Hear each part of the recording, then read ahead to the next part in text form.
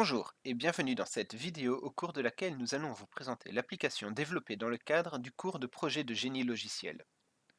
Cette application consiste en un jeu de type Laser Challenge dont nous allons vous expliquer le fonctionnement. Lorsque vous démarrez l'application, vous arrivez sur un écran comme celui-ci. Il s'agit du menu principal de l'application. Celui-ci vous propose trois options. La première est de jouer un niveau. La deuxième vous permet d'accéder aux options du jeu telles que le réglage du volume et de la musique et de la langue utilisée pour l'affichage. Le dernier bouton vous permet simplement de quitter l'application. Parlons de la première option. Lorsque vous cliquez sur le bouton Play, vous êtes redirigé vers un écran de sélection de niveau. Sur cet écran, plusieurs options sont disponibles. En haut, vous retrouverez deux Select Box. La première vous permettant de choisir votre mode de jeu et la seconde, le type de laser avec lequel vous souhaitez jouer. Au centre de l'écran se trouve toute une série de boutons.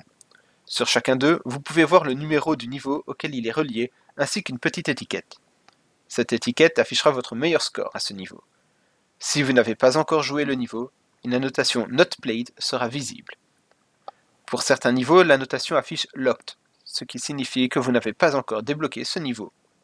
Pour débloquer un niveau, il est nécessaire de terminer les niveaux qui le précèdent.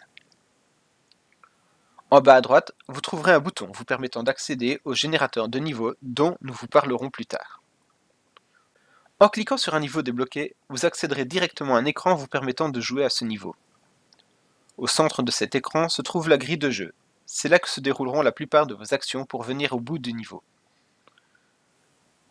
Les blocs posés sur la grille peuvent être déplacés ou réorientés selon le niveau auquel vous jouez. En bas de l'écran se trouve votre inventaire.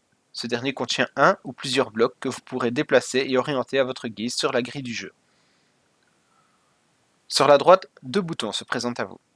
Le premier permet de mettre le niveau en pause, et le second vous permet de le réinitialiser à son point de départ. Sur la gauche, deux éléments importants sont affichés. Un timer qui vous indique le temps qu'il vous reste pour terminer le niveau en cours, et un compteur vous affichant le nombre d'actions que vous avez effectuées au cours de ce niveau. Parlons maintenant des différents blocs possibles. L'application dispose de 8 types de blocs différents. La source est un bloc qui sera toujours présent en au moins un exemplaire.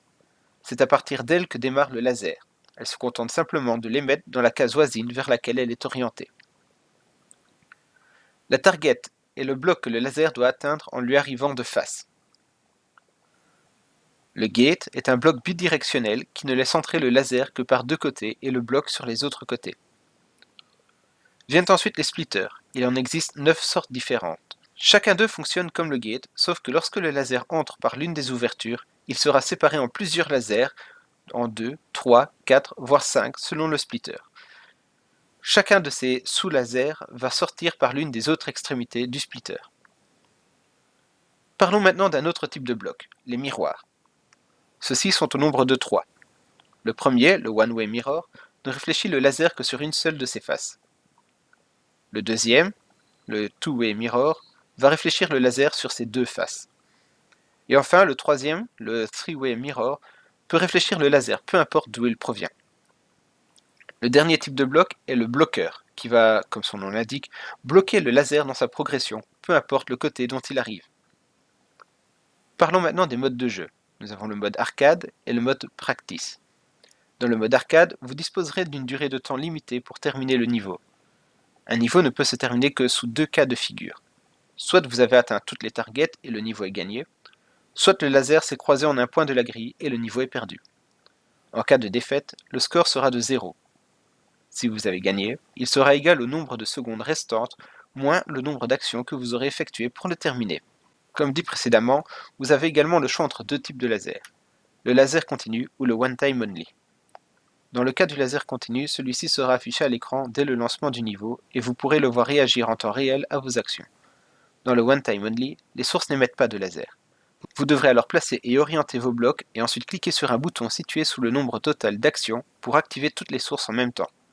Si toutes les targets sont atteintes, vous avez gagné le niveau. Sinon, vous avez perdu. Parlons maintenant du générateur de niveaux auquel vous pouvez accéder via un bouton situé sur l'écran de sélection des niveaux. Dans un premier temps, vous aurez le choix entre plusieurs paramètres de configuration tels que le niveau de difficulté, le nombre de targets à placer sur la grille, le nombre maximum de blocs qui peuvent être placés dans l'inventaire du joueur, et vous avez également la possibilité de fixer ou non l'orientation de la source, des targets, des miroirs et des splitters. Lorsque vous avez fini de faire vos choix, vous pouvez générer un niveau aléatoire. Ce dernier sera alors affiché afin de vous en donner un aperçu. En passant à l'écran suivant, vous pourrez choisir d'enregistrer le niveau en choisissant son nom ou bien d'en générer un nouveau. Lorsque vous choisissez d'enregistrer un niveau, il est automatiquement ajouté à la liste des niveaux sur l'écran de sélection et vous pouvez commencer à y jouer.